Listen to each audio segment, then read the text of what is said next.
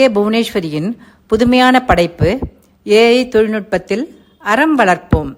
இந்த வீடியோவில் விளைவுகள் என்ற அற வார்த்தைக்கான விளக்கம் விவரிக்கப்பட்டுள்ளது.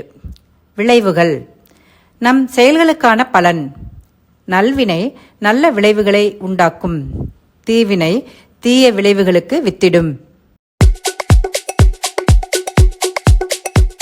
வாழ்க்கையில் நாம் செய்கின்ற செயல்கள் ஒவ்வொன்றுக்கும் அதற்கான விளைவுகளை எதிர்கொண்டே ஆக வேண்டும். நல்வினை எனப்படும் நல்ல செயல்கள் நல்ல விளைவுகளை உண்டாக்கும், தீவினை எனப்படும் தீய செயல்கள் தீய விளைவுகளுக்கு வித்திடும்.